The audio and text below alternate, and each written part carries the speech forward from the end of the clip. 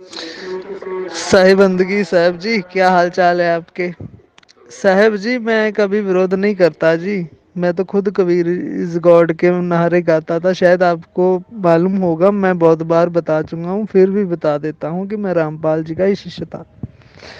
कारण क्या है, हमारे लोग ये कहते हैं कि मुक्ति, यदि कोई कहेगा कि सिर्फ ईसा जी मुक्ति दे सकते हैं, कोई बात नहीं, मैं मान लेता हूँ कृष्णों की बात। लेकिन सिर्फ ईसा जी दे सकते हैं, बाकी कोई परमेश्वर नहीं दे सकता, तब मैं उसका विरोध करता हूँ। यदि मैं कहूँ कि सिर्फ गुरु नानक देव जी ही मुक्ति दे सकते हैं, ठीक है दे सकते हैं, लेकिन सिर्फ वही दे सकते हैं, फिर गड़बड़ होती है। मैं श्रेष्ठ कहना ठीक है, सिर्फ मैं ही श्रेष्ठ कहना वहाँ गड़बड़ है।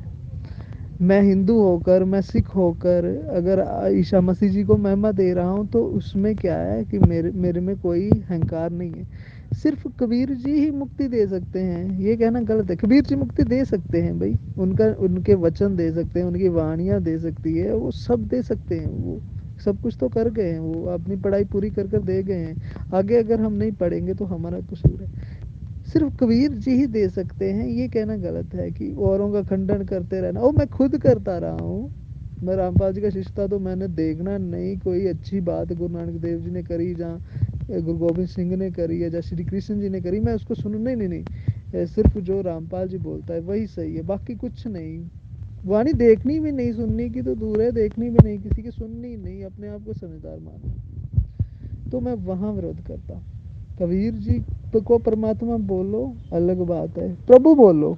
कबीर प्रभु का अर्थ होता है, जैसे हम प्रभु श्री राम कहते हैं, तो सबको पता है श्री राम परमात्मा नहीं है।